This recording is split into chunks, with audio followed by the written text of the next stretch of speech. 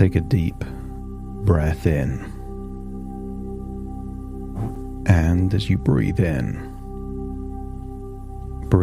a wonderful feeling of calm and relaxation. And as you exhale, just notice a wonderful feeling that tension is dissolving. Feel it start to dissipate, evaporate, to feel that something is becoming nothing. And maybe you can experience the sensation of that evaporated tension leaving your body as you breathe out. Breathe in even more resourcefulness, deeper than you normally would, as you feel a lightness and that heaviness of any guilt, shame, or frustration. Feel it start to detach. Feel it melt away and leave your body. So as you breathe in, you feel lighter, freer, more in control. And as you exhale, feel that anything that is impeding the highest quality of life is just escaping your body. Give it permission to leave. And I want you to imagine your mind can be like a house. And I want you to imagine some old thoughts and ideas are in your mind like messy clutter in an otherwise minimalist house. And I wonder what habits, thoughts, and beliefs are clutter that has accumulated over years that simply isn't useful anymore.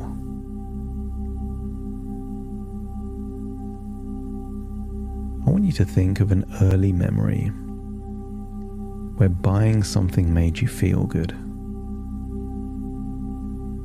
Maybe you had some pocket money, some money for a birthday or Christmas. And just remember that feeling of independence, a wonderful feeling of ordering something and opening something brand new. And I want you to feel that everyone loves to get something new. And that's fine, that's natural. But all that glitters is not gold. And I want you to start thinking, sometimes the real value is not what you say yes to, it's what you say no to.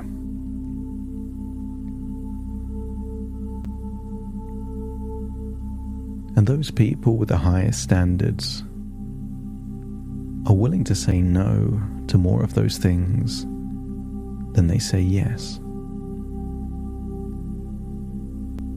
Maybe you can think of someone in a fine restaurant. Would they say yes to poor quality ingredients or food? I want you to feel that your standards are raising, that you are becoming more discerning with the purchases you make. I want you to imagine a future where you take pride in making the very best decisions as to what to spend your hard-earned money on. But it is the discernment that gives you the dopamine, not the act of purchasing something.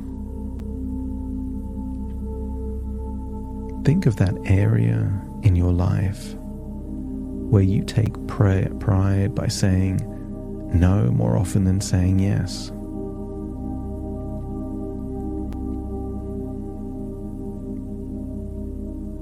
Sometimes your value is linked to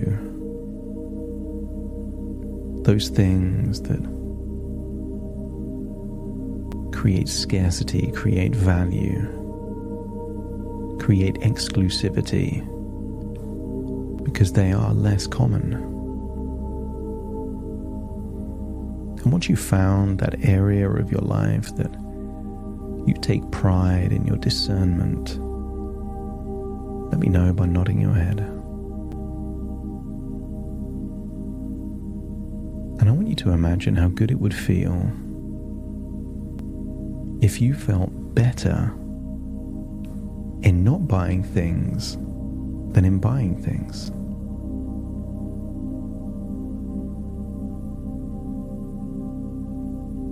They say a penny saved is a penny earned. You could feel good about your discernment. You could feel good about your minimalistic values. You could feel good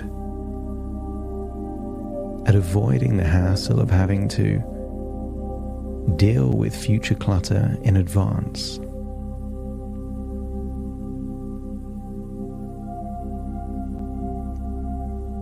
I want you to think of a time where you made a decision that avoided a future pitfall.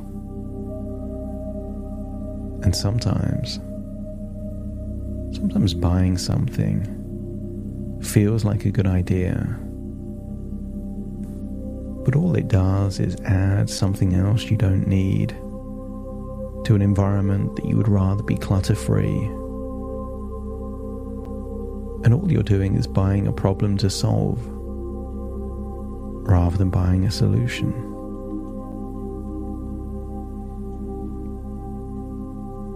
I want you to start thinking that shopping, like most things, is useful in a particular context. I want you to think about buying a gift for someone that you love. Maybe it's a birthday, and you know they would love something. And therefore, when you find something you know they would enjoy, there is a utility to buying that thing. You need that thing. And the fact that they would enjoy it gives you joy. You need the thing, but the thing itself gives you pleasure, and it aligns with your value of love or contribution or recognition. I want you to get a sense that this kind of shopping, where it's either useful or genuinely enjoyable, or aligns with your mission or future, is exactly the kind of shopping to not just continue but enjoy even more. And if your unconscious is happy to do that, let me know by nodding your head. I want you to think about another form of shopping. Maybe the kind of shopping where you've earned money. There's a discretionary budget. You've earned it, you get to spend it. And therefore, I want you to think of this second form of shopping as mindful shopping. Not functional shopping, but mindful shopping. That the shopping becomes similar to enjoying a good quality meal or appreciating wonderful art, you can do it intentionally. You have the money, you spend the money, so therefore why not enjoy every part of the process? Choosing, buying, receiving, and then using. And I want you to feel that mindful shopping, so long as it links to money you can afford,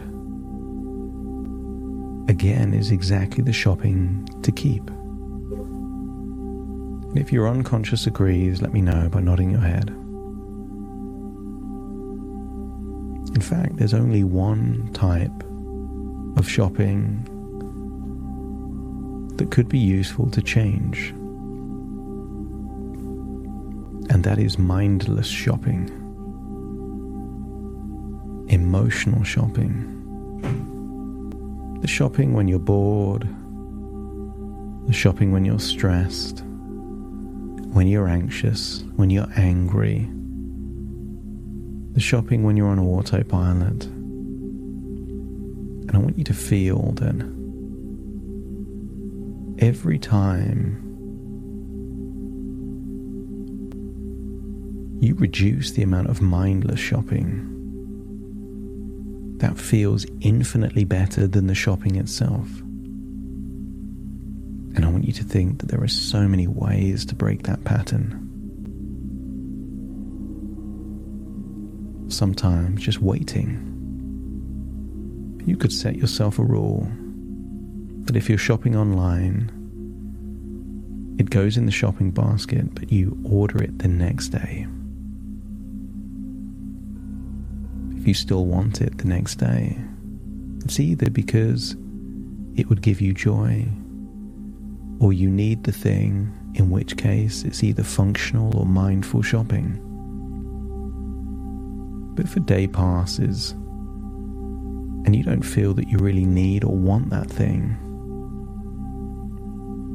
it's super easy not to buy it. And by not buying it, you would feel an incredible sense of discernment that you made the evaluation. You don't want it, need it, and you don't see it in your future, and therefore it isn't required. And if it isn't required, that money you were about to spend yesterday, you've saved today, and that makes you feel good. I want you to think of a recent time that you were mindlessly shopping, and when you can recall that memory, let me know by nodding your head. But I want you to observe the memory like you're looking at someone else. Those times where you were mindlessly shopping. Were you asking questions about whether you needed that thing? Were you thinking about the potential joy or utility you can get from it? Were you thinking about how you could actually use it and what you would use it for? Or were you just on autopilot? And if you were on autopilot, feel that going from mindless to mindful is the easiest thing in the world, because all it requires is to notice something.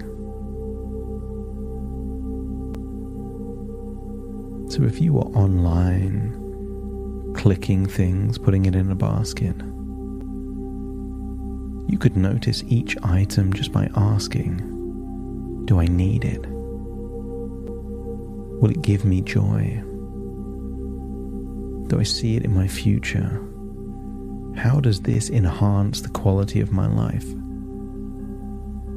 And if you can't come up with an answer that feels compelling, then you don't need it, and you don't want it, and therefore you will not buy it, because you take more pride in your discernment than you could ever have from buying things you don't need or want.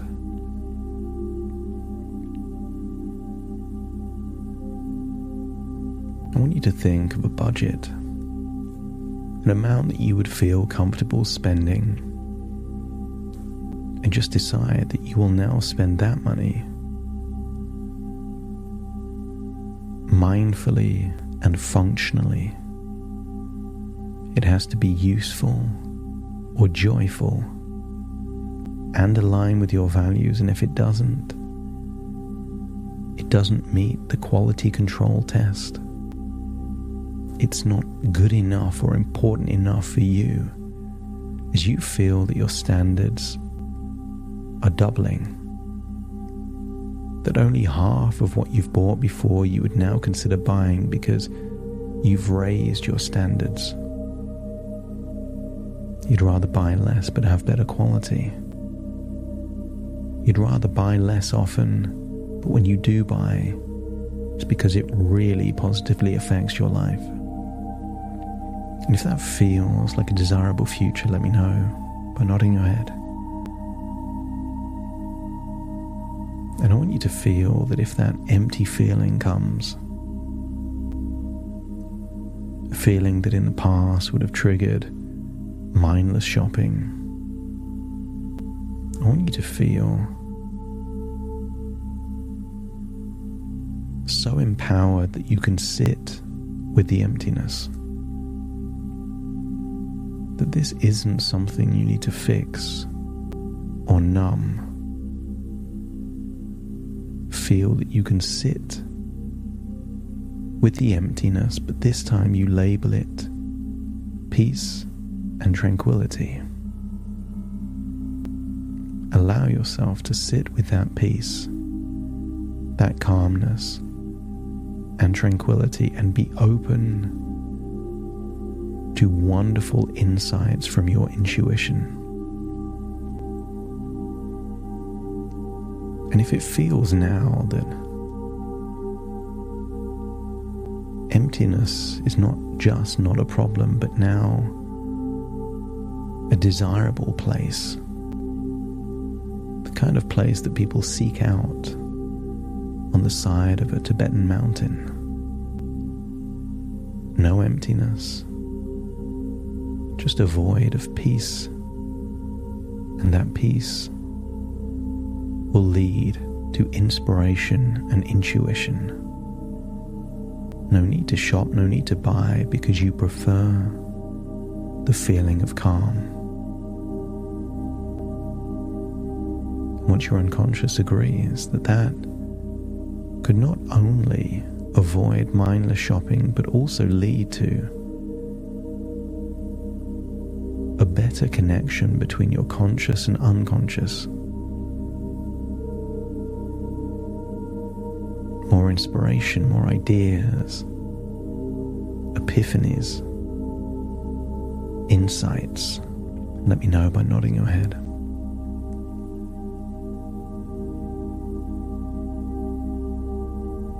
I want you to get a sense of pride every time you could have bought something but don't. That feels more fulfilling than buying the thing, and the only exception to that are things you really need or things you really want and that align with your values, including joy. And once your unconscious feels that this compulsion, this habit, is now in your past and not in your future, and you feel empowered to be more discerning than ever before, let me know by nodding your head. As you feel it's time to return to the present moment. And in doing so, you take all of these wonderful resources with you, life-changing resources, giving you a feeling of being more in control, feeling that you're becoming a better role model, feeling that you can enhance the quality of your life through your discernment. So take a deep breath in through your nose and out through your nose. Just wiggle your fingers and wiggle your toes. Connect fully into the present moment as I now count from 1 to 10 to awaken you. Starting to count. 1, 2, 3, waking up. 4, 5, 6, more alert. 7, 8, open your eyes, open your eyes. 9, 10, wide awake, wide awake, wide awake.